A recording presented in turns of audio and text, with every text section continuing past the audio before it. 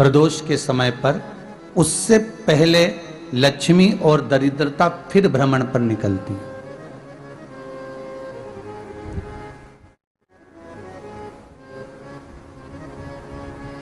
शिव भ्रमण कर कर जब वापिस आ जाते हैं, हिंदू धर्म में पीपल के वृक्ष की जो गणना वराह पुराण में करी गई है, 4 बजे से 7 बजे तक शिव के भ्रमण का समय बताया है शाम को। तो 7 बजे से लेकर फिर रात्रि 9 बजे तक लक्ष्मी और दरिद्रता फिर भ्रमण पर जाती है। इनका एक समय निश्चित है महाराज। भ्रमण कर कर आ जाना। अब इस बीच में जब लक्ष्मी और दरिद्रता दोनों निकल कर जा रही हैं, तो दोनों एक भाव रख कर जाती हैं कि आज हमको कहां प्रवेश करना।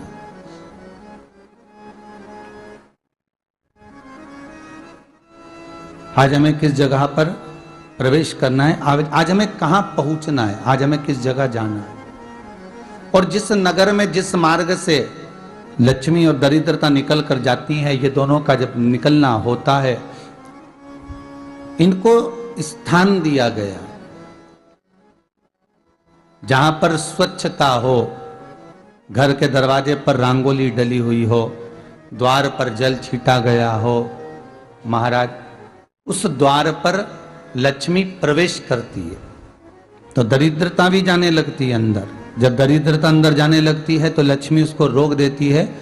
पहले मैं देखकर आती हूं कि तेरे लिए स्थान है कि नहीं है, तू यहां रुक।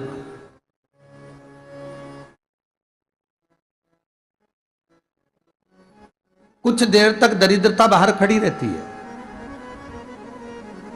और लक्ष्मी जी की बड़ी बहन जब दरिद्रता बार बार अंदर जाने का प्रयास करती है तो लक्ष्मी जी कहती हैं, जीजी तू इतनी बड़ी होकर तुझे मालूम है तू तेरा सम्मान होना चाहिए, आदर होना चाहिए, और तू अंदर चली जाए और कोई तेरा सम्मान ना करे तो कितना बुरा लगेगा, इसलिए तू बाहर खड़ी रहे। मैं अभी आई।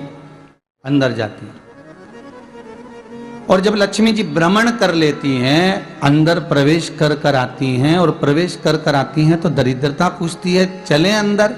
तो लक्ष्मी जी कहती हैं, तुझे मालूम नहीं है क्या जीजी कि जिस घर में मैं प्रवेश कर जाती हूं उस घर में फिर दरिद्रता नहीं जा सकती, क्योंकि यह तेरा वचन था, यह तेरा वचन था। अपन दोनों का जब मंगल विवाह हुआ था, मेरा विवाह जब नारायण के साथ में हुआ और तुम्हारा विवाह जब दुसाह मुनि के साथ हुआ, दरिद्रता का विवाह दुसाह मुनि के साथ हुआ। जब अपना दोनों का विवाह हुआ था तो अपन दोनों ने एक वादा करा था कि जिस घर में लक्ष्मी प्रवेश कर जाएगी उस दिन फिर दरिद्रता नहीं जाएगी, और जिस घर में दरिद्रता प्रवेश कर जाएगी उस घर में फिर लक्ष्मी नहीं जाएगी। अब जब मैं अंदर देख कर आ गई हूं तो तू अंदर नहीं जा सकती, अर्थात लक्ष्मी के चरण जिस घर में पड़ गए उस घर में फिर दरिद्रता प्रवेश नहीं कर रही।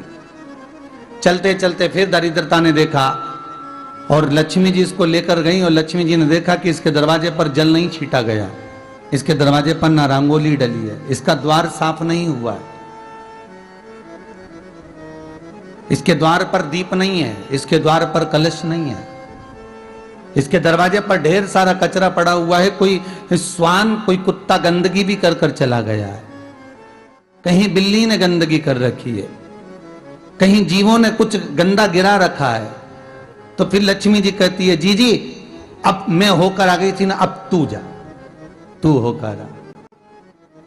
और दरिद्रता प्रवेश करती है तो अंदर जाकर क्या देखती है दरिद्रता कि इतनी सवेरे से मैं घूमने इनके दरवाजे पर आई और ये तो सब चादर तान के चकाचक गुर्राटा भर भर कर सो रहे हैं। तो दरिद्रता कह देती है, तुम्हारा भाग्य ही बेकार है, तुम्हें क्या करूं, तुम ऐसे ही सोते रहो। और दरिद्रता गुस्से में बाहर निकल कर आती है, लक्ष्मी से कहती है, लक्ष्मी तू इसके घर में जाना ही मत ही। तो दरिद्रता को कहती है, जीजी तेरी बात नहीं मानूंगी क्या मैं? लक्ष्मी जी बोली, मैं तेरी बात नहीं मानूंगी, बिल्कुल नहीं जाऊंगी इसके घर में, तू चिंता मत कर, चल आगे चले। फिर आगे बढ़े। ये लक्ष्मी और दरिद्रता का प्रवेश है।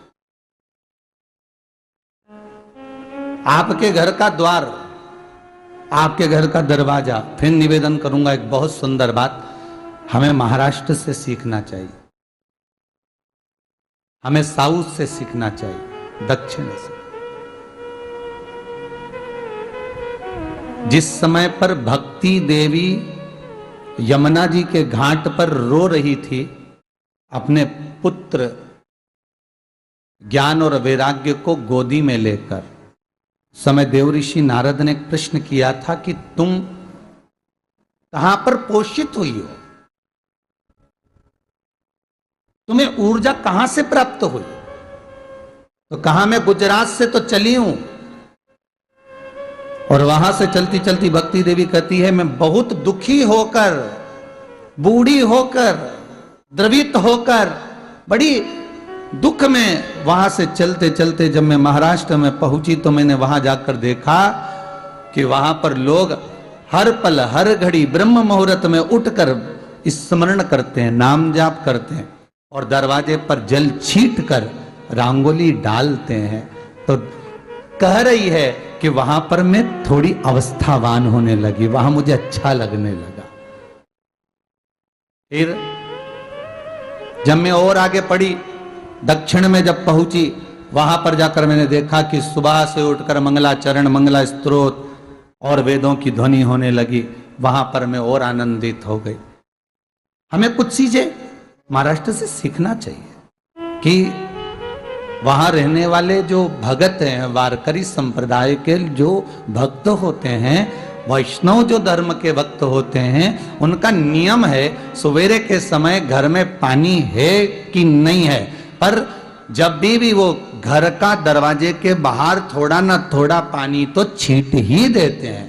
और छींटने के बाद फिर वहां पर अपने यहाँ तो दिवाली पे रंगोली बनती है जी, और वहां पर रोज की रंगोली बन जाती है कि कभी हो सकता है परमात्मा राह भूल कर हमारे घर में प्रवेश कर जाए, इसलिए वहां प्रतिदिन की रंगोली,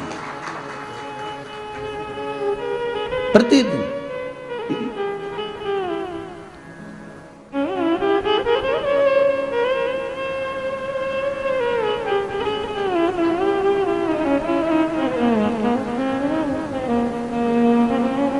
हमें सीखना चाहिए थोड़ा सा। आज के जमाने में तो बहू अपने कमरे की झाड़ू लगा ले, वो ही बहुत बड़ी बात है। हो खड़ी खड़ी बहू ये देखती रहेगी कि नौकरानी सही से झाड़ू लगा रही, वहां से लगा के लाओ, इधर से हेड के ले जाओ, वहां से कचरा सोरो, वहां से पोछा लगाओ।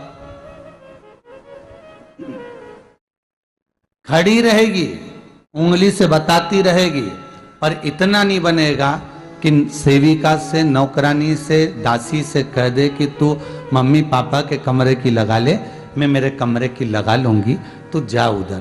थोड़ा दया का भाव अगर होता तो उसके मन में भी आता कि मेरी बड़ी सेठानी तो अपनी जगह पर है, पर छोटी तो सेठानी की भी बड़ी सेठानी है जो मुझ पर करुणा करती रहती है।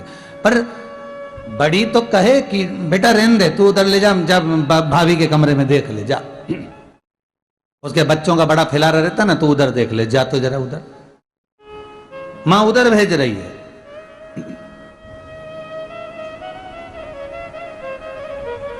थोड़ा सेवा का भाव हमारे भीतर हो। और एक निवेदन तो हमेशा करा है और अब आज भी करता हूं, पूरे घर की सफाई करवाओ, पूरे घर में तुम पोछा झाड़ू जो चाहे करवाओ, मना नहीं है। पर एक निवेदन है, रसोई घर के अंदर बहू और बेटी ही जाकर भोजन बनाए तो अन्नपूर्णा सदा कृपा करती है महाराज। बहू और बेटी ही।